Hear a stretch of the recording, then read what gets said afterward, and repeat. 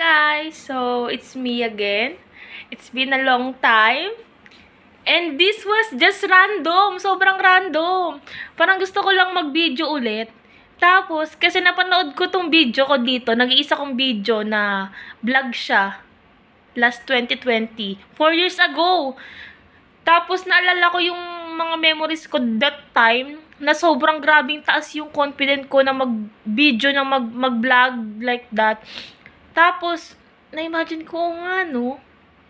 Pero yun, alam nyo, nung mga time na yun, hindi ko goal na mag-earn ng money, na sumikat, na malaki kita, ganyan-ganyan. Hindi yun yung goal ko that time. Parang kaya ko lang siya ginagawa kasi yun yung passion ko that time, na ma-express ko yung sarili ko, mapakita ko yung lifestyle ko, yung parang ganon. Parang meron lang akong ganyan sa utak ko noon na hindi ko naman iniisip na magbablog ako para kumita ng ganitong halaga, ng ganito, sumikat, like that. Hindi, parang kaya ako nagbablog nun kasi yun yung gusto ko, yun yung passion ko. Pero, tas eto, nagbablog na ako noon. Edi, ang dami ko nang na-upload na videos, may mga Q&A pa ako niyan. Tapos, may nangyaring isang beses na yung mga kaibigan ko, parang, hindi na siguro nila intentionally na ma-offend ako or what. Pero that time, parang nang-asar sila sa akin na ganyan-ganyan. Tapos parang na-offend ako that time. Kasi 16 lang ako nun eh.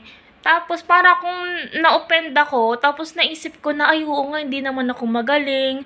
Bakit ba ako nagbablog? Hindi naman maayos cellphone ko. Hindi naman maganda yung quality. Hindi ako sisikat. Hindi ako ganito, ganyan. Pero hindi na ngayon para sa sikat eh. Kasi hindi naman talaga siya yung goal ko. Parang, oo nga, parang hindi ako dito, hindi naman ako para dito. Parang ganon.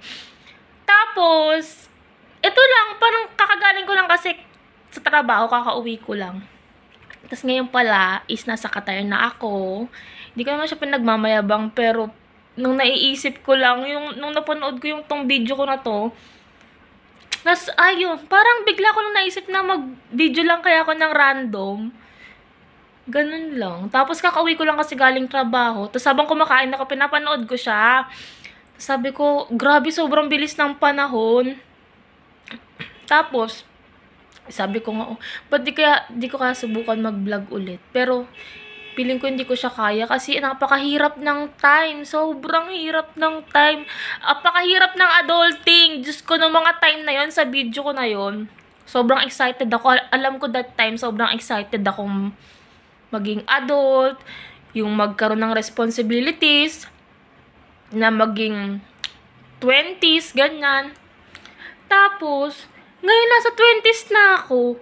Alam nyo yun, parang gusto kong bumalik sa, parang gusto kong bumalik sa ganong age, na parang, ang worries mo lang, yung yung school works mo, yung module mo, kasi nang sa video na yun, parang stress na stress si auntie mo kasi ang daming module. Tapos ngayon, parang, oh my gosh. Parang, alhamdulillah, thankful naman ako sa Lord sa binigay niya sa aking, blessing, mission sa buhay.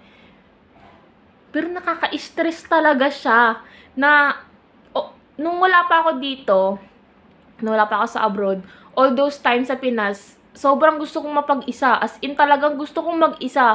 Gusto kong mag-isang tumira. Kasi nag-try din ako mag-apartment that time nang hindi ako financially stable. Yun yung nakakatawang pangyayari sa buhay ko. Sa sobrang gusto kong mapag-isa. Gusto kong maging independent. Sinusubukan ko lahat. Nag-i-space ako sa, nagpuput ako ng boundary sa mga tao pag nahi-hurt nila ako. Kasi sobrang gusto ko yung feeling ng mag-isa ka. Yung peace ng paligid pag mag-isa ka, yung mga bagay na ginagawa pag mag-isa ka. Tapos nung andito na ako, almost 10 months na ako dito, grabe, ang sayang mag-isa, pero sobrang lungkot. Sobrang lungkot mapag-isa. Hindi ko siya na-imagine that time na magiging, na ang pag-upload pala is ganito kahirap. Pero, if you look on the positive part ng pagiging independent ko, because 19 lang ako nung dumating ako dito, ngayon 20 na ako. Yeah, magto-21. Pag tumingin ka sa positive side ng isang bagay na nagpapasakit sa'yo at nagpapahirap in this situation, tapos hahanapan mo siya ng positive side. Tapos parang mapapasabi ka na lang na, ay, kaya pala siya nangyari kasi para dito, para sa kanila, kaya pala ganito, just to save me, ganyan. Kasi bago ko napunta dito, sobrang dami kong nangyari. Sobrang dami kong nagawang mistake sa buhay ko, na sinira ko talaga yung sarili ko, emotionally, physically, mentally, spiritually, lahat sirang-sira. And that's all dahil sa mga wrong decisions ko, sa impulsive decisions ko, na nangyari lahat yun. Tapos, nung naalala ko, one time, parang, as in, parang lahat ng nangyayari na parang nasa pinaka-down na ako ng buhay ko. Buhay ko. Pero that time, sobrang down na down ako. Tapos, magkasama kami ng boyfriend ko. Sobrang takot ako matulog. Sobrang natakot ako matulog kasi yung sa problema namin sa financially, may mga utang kami that time. Tapos wala akong trabaho. Tapos, hindi ako umuwi sa bahay namin kasi hindi ko gustong isipin ng parents ko at ng family ko na, ano ba yan, failure na naman ako. Yung alam mo yun, kasi that time nag-stop na ako mag-aral. Masipag ako That time, ang diskarte ko, nagtitinda ako ng ukay, ng ganyan. Kaya lang kasi yung ukay business ko nun, parang nagkamali ako. Nagbagsak siya. Tapos doon ako nag-start magkautang kasi parang tinatry ko i-save Kasi yung passion ko rin that time nasa pagbebenta talaga. Kasi sobrang happy ako that time kasi kumikita ako ng sarili ko. Tapos sobrang saya ako nun kasi nasa TikTok ako nagla-live, tapos nagtitinda ako, nagla-live selling ako. Tapos nag-earn talaga ako ng money. 2 hours ako nagla-live, yung ano ko noon, 3,000, 4,000 yung earnings ko. Sobrang happy ako that time, pero hindi ko talaga siya na-handle ng sobrang maayos. Tapos doon ako nag-start magka-utang kasi sinisave ko yung business. Hanggang sa hindi ko na kaya i-save, tapos nagkaipit-ipit na lahat. Tapos that time, ayokong umuwi sa bahay namin. Nandun ako sa bahay ng boyfriend ko. Tapos, matutulog na kami. Hindi ako makatulog. Nakadilat lang talaga ako. Tapos, nagsiselfone. Sa cellphone ako, tapos ipapatayin ko yung cellphone kasi natatakot ako. Baka nag-chat na yung mga nahiraman ko ng pera. Tapos ayokong pumikit. Kasi takot ako sa oras. Takot ako kasi sobrang bilis ng oras na what if paggising ko, lahat sila nasa labas. Hinahanap ako, na-post na ako sa Facebook, pinabarangay na ako, lahat. Sobrang takot ako that time. Tapos iyak ako ng iyak. Tapos nang-pipray talaga ako. That time, gustong-gusto kong umalis. Nung panahon kasi nagka-process na ako ng papers ko. Pero hindi kasi siya agad, yung process ng papers ko papunta dito, hindi siya naging smooth. Ang dami niyang balakid, hindi sobrang dali. Kaya that time, ang tagal kong nag-process ng paper since January. Tapos nakaalis ako July. Diba ang tagal? Tapos that time, nung mga nag-aantay ako, sobrang dami kong problema. Di ako makatulog, ganyan-ganyan. Hanggang sa nagkaipit-ipit na, nagtatago na ako, hindi na ako umuwi sa amin. Kasi sobrang takot ako. Kasi failure, parang, yung kasi nakakatakot yung hindi mo ma-accept sa sarili mo na nag-fail ka as a person, na nag-start ka na sobrang taas ng passion mo, sobrang taas ng pangarap mo, sobrang taas ng confidence mo na, kaya ko to, makukuha ko to.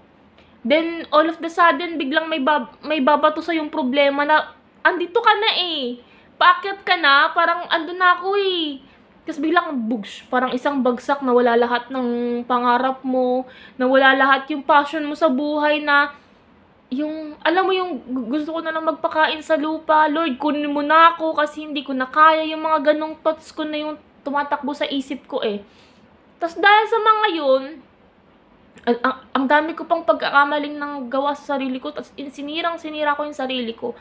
Then hanggang sa, yun na, nung one day, sabi ko, ay tama na, hindi na tama tong ginagawa ko. Inend ko lahat, tinigilan ko lahat ng ginagawa kong mali that time. And inaccept ko sa sarili ko na nagkamali ka po, nagkamali ka, patawarin mo yung sarili mo, ganito, ganyan. Hanggang sa, nung nag-July, nakaalis na ako, sobrang sarap sa feeling na nakaalis, after all of that, nakaalis ako. And, kala ko, nakaalis ka na, magi-start na yung buhay mong maganda. Hindi pa pala, hindi pa siya nag-start ng agad-agad na ganun. Pagpunta ko dito, hindi siya naging madali. Siyempre, kasi mag-a-adjust ka sa culture, sa mga kasama mo. Sobrang daming pangyayari na hindi ko siya ma-share. Pero, hindi siya madali. Sobrang hirap. Na until now, nag-a-adjust pa rin ako. Na until now, nag-explore pa rin ako kung paano ba talaga mapapagaan yung buhay, kung paano ko maabot yung pangarap ko. Pero nakakatuwa naman kasi ngayon, na kahit malungkot, kahit na mag-isa ka lang, kahit may sakit ka, alagaan mo yung sarili mo, lulutuan mo yung sarili mo, pagsisilbihan mo yung sarili mo, kikita ka, bibigay mo sa pamilya mo, babayad sa mga expenses. Pero ang good thing naman kasi doon, at least, 'di ba? Yung dating sobra kong palamunin, yung puro failure na nangyayari sa buhay ko, at least ngayon, kahit sad naman ako, kahit malungkot, at least naman, nakakatulong naman ako. At saka, kasi alam niyo yung pangarap, hindi siya agad nakukuha. Yung kahit nga yung, sabihin na natin sobrang sipag mo, lagi ka nag-overtime sa trabaho, lagi ka nagka-cancelled off, hindi ka nagpapahinga, di ka pumapasok, kahit holiday pumapasok ka, tapos maiisip mo, ang tagal-tagal ko ng ganito, bakit hindi ko pa rin nakukuha yung pangarap ko? Hindi ko pa rin nakukuha yung gusto ko. Hindi siya ganun eh. Hindi siya ganun. Parang ang gustong iparating sa atin ni Lord na nagmamadali ka. Oo, gumagawa ka ng paraan pero nagmamadali ka. Nag-e-expect ka na yung lahat ng ginagawa mo, bukas makukuha mo na yung gusto mo. Hindi siya ganun. Parang, yun talaga yung biggest learning and realization ko nung nagkatrabaho ako dito. Kasi that time, nung mga first month ko dito, sabi ko, pumapasok ko, ganyan-ganyan, bukas makakabili ako ng iPhone, bukas makakabili ako ng magandang sapatos, makakabili ako ng mamahaling bag, makakapagpadala ako ng ganito. Hindi siya ganun eh. Parang it takes time. It takes time. At the same time, ibibigay mo kay Lord yung gusto mo na, Lord, kung gusto mo to para sa akin, kung para sa akin ba talaga to, sige, ibigay mo, pero kung ikapapahama ko, kahit wag na lang. Kasi tayo, pag may gusto tayo, yun lang yung nakapokus sa isip natin eh, na gusto ko to, kaya ko to paghihirapan kasi gusto ko. Hindi yung, kaya ko siya paghihirapan, kasi gusto ko siyang makuha para sa pamilya ko, para sa growth ko, ganyan, kung gusto ba to ni Lord, hindi yung, kung gusto ng Lord, ibibigay niya sa akin to. Hindi eh, pag tayo, may gusto tayong isang bagay, nag-expect na agad tayo ng good outcome. Hindi na natin ipapadala kay Lord dyan. Hindi na natin sabihin kay Lord na, Lord, gusto mo ba para sa akin to? Ang ganun. Yun yung natutunan ko dito. Kasi sobrang impulsive kong tao talaga, as in. Especially sa mga bagay na, kunyari, eto, nakaupo lang ako, tapos nakaisip ako ng gusto kong bagay. Na, oo nga, no, makakabuti siya. Pagtas nito, makukuha ko to, makakaalis ako. Tapos, kapag naglagay na ako dun ng effort, ng time, dahil expected ko na nga na may good outcome, pag nag-ano na siya, hindi sumang-ayon sa gusto ko. Kasi kaya di siya sumang-ayon, hindi ko dinaan kay Lord na, hindi ako naging patient na, if gusto ng Lord to, kahit nakaupo ako, kahit busy ako sa trabaho ko, alam ng Lord kung ano yung desire ng puso at ng isip ko, ibibigay niya. Hindi ako naging ganun, kaya sobrang dami kong realizations ngayon as in, ang sarap niyang i-share.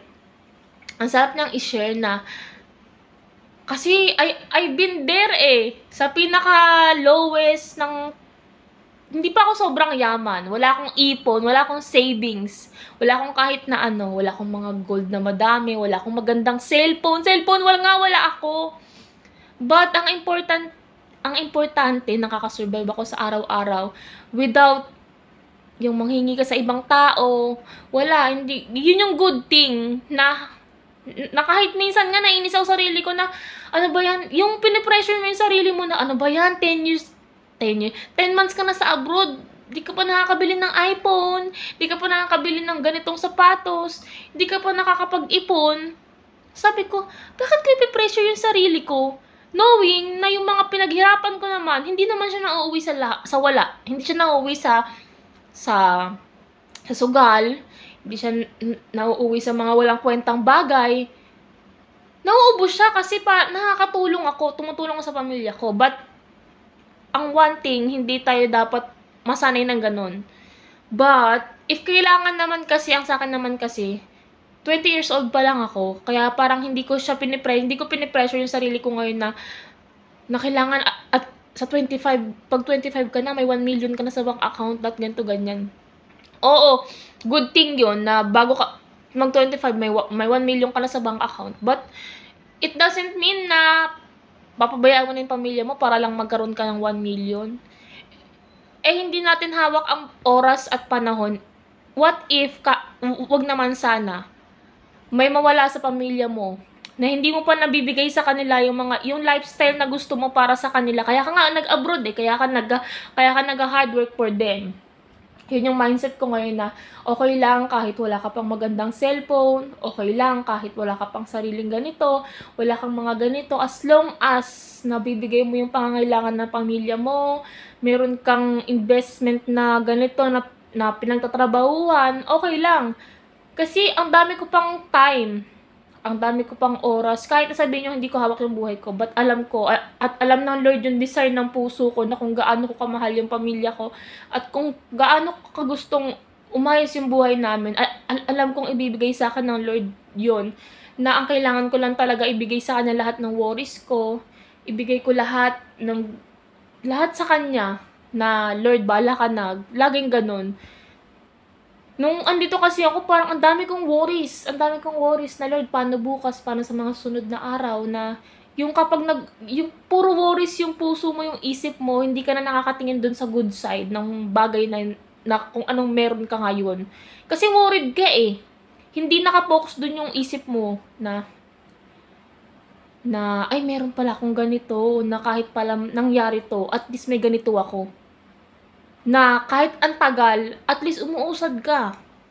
Kahit ang tagal, may nangyayari. Yun naman yung good thing na natutunan ko ngayon. And, ano ba yan? Ang dami kong sinabi. Kasi napanood ko talaga yung video ko dito. Kaya sabi ko, sige, kahit hindi siya edited or what, walang sound effect, walang kahit na ano, mag-video ako, isi-share ko lang kung ano yung nangyayari sa akin ngayon. Na parang, you did it. Nagawa mo. Na hindi ka pa sobrang yaman ngayon, pero you did it. Nakaalis ka ng Pinas. Nakaalis ka ng Pinas, and now you're helping your family, and I'm so proud of you. Proud na proud ako sa sarili ko. Kahit isasabi ng mga ibang tao na proud sila sa akin, mas proud ako sa sarili ko na kinaya ko lahat ng yon. Na, alam mo yun, ang dami rin taong tumulong sa akin, like during this journey. Ang daming tumulong sa akin. Mga silent supporters ko, na mga kaibigan ko na hindi ko expected na tutulungan ako, na kung sino pa yung hindi mo lagi nakakasama, kung sino pa yung lagi mo hindi kakausap, sila pa yung tutulong talaga sa'yo at the lowest point ng life mo, at yun yung sobrang tinitreasure ko. At hindi man ako sobrang makabawi ngayon sa kanila, alam ng Lord na kung gaano ka thankful sa mga tao na yun, at alam kong pagdating ng panahon, na kapag nakabawi na ako sa buhay, babawi ako sa kanila. At yun yung yung isa pa, na lagi talaga nating iisipin yung mga taong isasama natin sa buhay natin. Na hindi porket masaya ka kasama siya, okay, sa akin ka. Sama ka sa buhay ko. Hindi siya ganun dati kasi ganun ako. Nabuutal na naman ako, diba? Hindi pa rin siya nawawala. So, ayun. Nung dati kasi nung bata ako, basta makasama ka sa inuman, sa ganito, keep kita habang buhay. Eh, yung mga taong yun, sinaktan ako, binitray ako, hinusgahan yung pagkatao ko without knowing kung ano yung pinagdadaanan ko.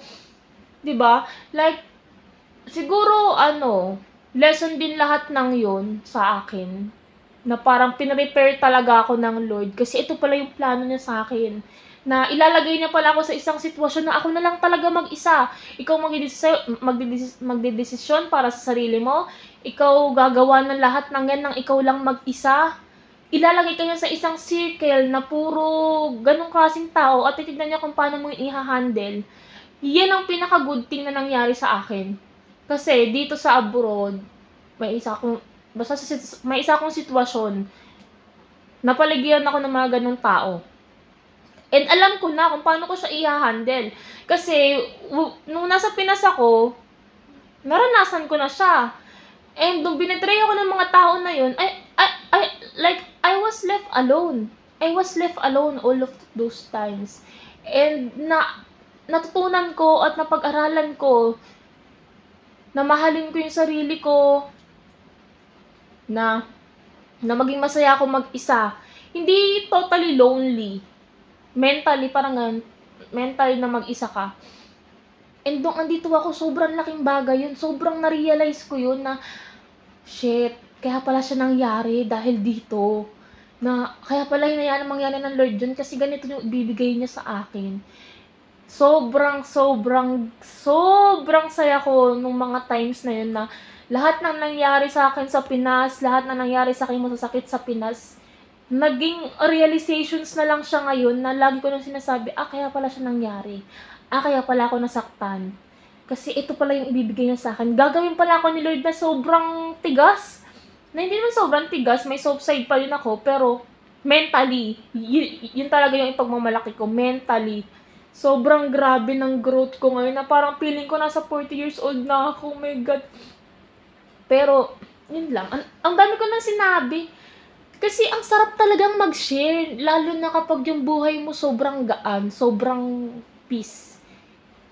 Na minsan naisip ko nga, andito talaga ako, na Lord talaga, nangyari na siya. Parang ganun. Kaya ayun, yun lang naman yung gusto kong sabihin na sa lahat ng nangangarap diyan, hindi man sumang-ayon dun sa dream mo nung bata ka, yung kung nasaan ka ngayon, pero lagi kang titingin sa positive side. At hindi talaga lahat ng gusto mo sasang-ayon sa'yo. Na kapag hindi para sa'yo, hindi para sa'yo. Etong pag-upload ko, alam ko, starting pa lang siya. Stepping stone pa lang siya. Na alam ko may mas mataas pa akong maaabot. At pagbalik ko sa pangasusunod kong video, sure ako 100%, 150%. Nandun na ako sa lugar at andun na ako sa point na pinapangarap ko ngayon. Alhamdulillah, inshallah, makakarating ako doon. Bye-bye.